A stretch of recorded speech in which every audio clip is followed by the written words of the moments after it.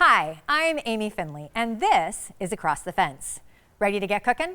At this time of year in New England, there's an abundance of late summer and early fall produce at the markets. So, what can you do with zucchini, apples, and cranberries? Our resident chef, Marco Ayala, has some ideas. A reminder, all of today's recipes are available on our website. We'll share that address a little later in the program, but for now, take it away, Marco. Thank you, Amy. Hi, I'm Marco Ayala, and I'm here to share another recipe with all of you. There's a lot of things that make me excited about fall.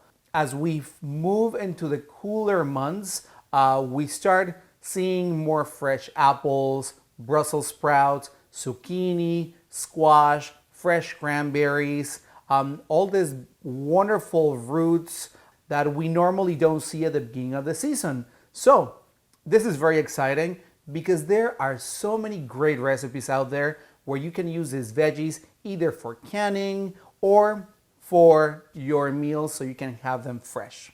So I wanted to start this month with something that would be a little bit, not necessarily an appetizer, but kind of like a side dish to our harvest meal.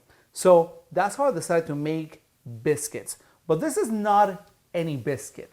These are zucchini cheddar biscuits. And I love the fact that they have somewhat of an irregular shape because you just drop them on the pan.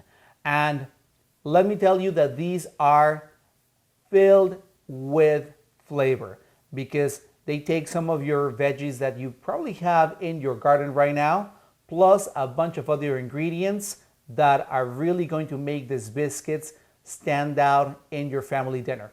So let me tell you how to make them. First, you're gonna take 1 cup shredded zucchini, place it in a colander. You're gonna sprinkle it with 1/4 teaspoon salt, toss it, and let it stand for 15 minutes. Then you're gonna squeeze the zucchini to remove all the excess liquid, and you're gonna pat it dry. To a large bowl, you're gonna add 2½ cups all-purpose flour, 1 tablespoon baking powder, and 1 teaspoon salt, and you're gonna whisk it well. Then you're gonna add 1 stick cold butter that has been cut into small pieces. And you are going to cut the butter in until it resembles coarse crumbs. Next, you're gonna add your zucchini. Then you're gonna take 1/2 cup shredded cheddar cheese. Whisk it well and make sure there's no clumps.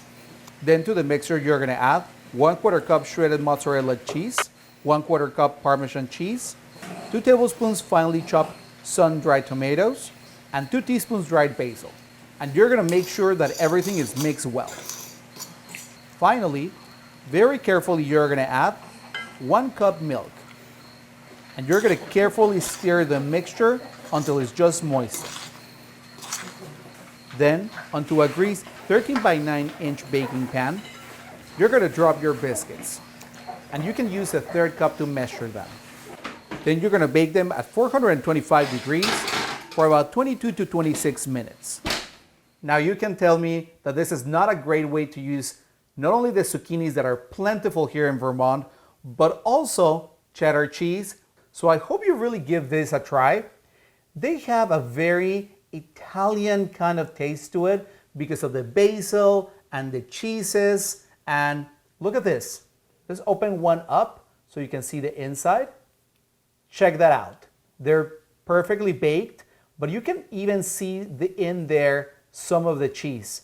I'm telling you, I can't wait to try these with our next recipe, which is our entree. So I wanted to make a recipe that not only uses all of those great ingredients that Vermont is famous for, but that also uses ingredients that we can find in our backyards or fresh in the farm stands all over Vermont. So that's how I decided to make this crispy cheddar pork chops with Brussels sprouts and apples. And I know there's a lot of ingredients in there. And yes, these pork chops are basically coated with cheddar cheese. And then of course we're using apples that are so good here in Vermont. So let me tell you how to make these because it's actually easier than you think. First, to a bowl, you're gonna add 1 pound Brussels sprouts, half or quartered, 2 shallots, roughly chopped, half a red onion, roughly chopped, and 2 gala apples. Stem, cored, and cut into half-inch wedges.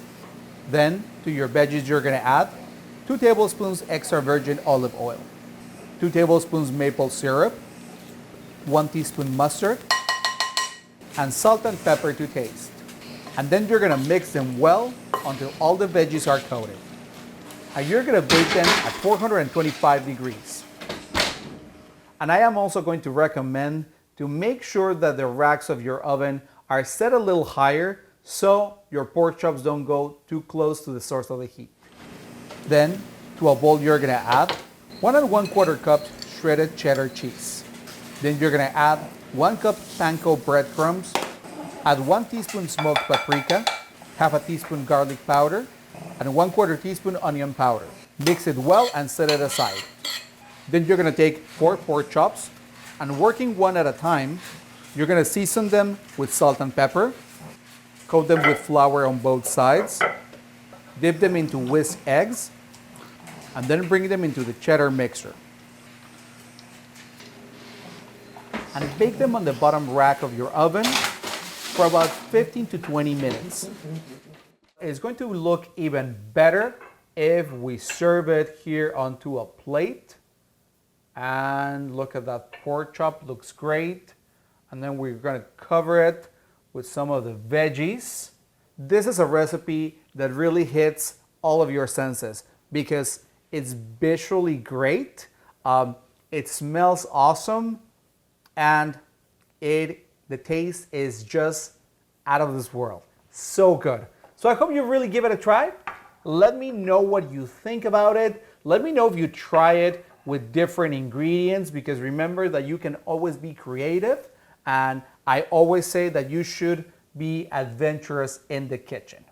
Now, let's move on to dessert, because I think that everyone has probably their favorite pumpkin pie recipe already. So let's not reinvent the wheel. How about instead, I present a recipe to you that is probably going to become your new favorite. And that's how I decided to make these cranberry bliss bars. And oh my gosh, I wish you could see them and smell them because they smell great. And I will say that these bars are fairly rich, but it's absolutely worth it because it makes quite a bit of them so you can actually share them with family, friends, or neighbors. And who doesn't like a neighbor that knocks on your door with, some sweet treats? So let me tell you how to put them together. To a bowl, you're gonna add 2.5 cups all-purpose flour, 1 teaspoon baking powder, half a teaspoon ginger, and half a teaspoon kosher salt. And you're gonna whisk it together. Then to a bowl, you're gonna add 2 sticks butter, and you're gonna melt them. Pour the melted butter into a mixing bowl, and you're gonna add 1 1/4 cups packed brown sugar. Mix it well until the sugar is well combined. Then you're gonna add 2 large eggs and 1 teaspoon vanilla extract. And you're gonna mix it until just incorporated. Then, gradually, you're gonna add your dry ingredients. And finally, you're gonna stir in 1 cup dried cranberries and half a cup white chocolate chips. And you're gonna mix your dough until it's well combined. Then you're gonna line a 9 by 13 baking pan with parchment paper.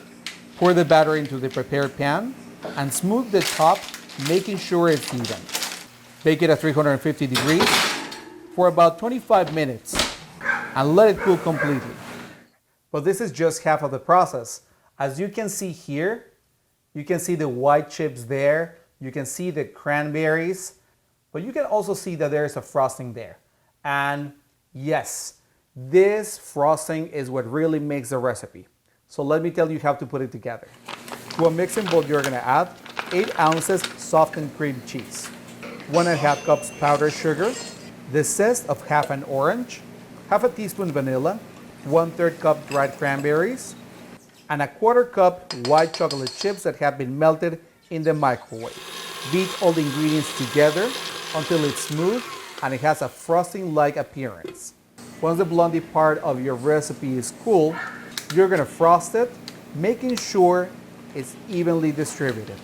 And you're gonna cut your blondies into triangles. I think that was fairly easy.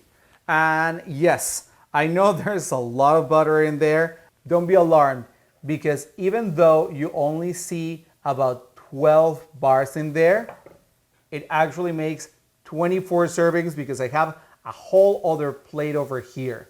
However, I always recommend to just eat dessert in moderation. So if you're wondering how to get these recipes, well, all you need to do is go to the UVM extension website that you can see on your screen, because there you can find not only these recipes, but a huge archive of recipes there that we have presented on Across the Fence.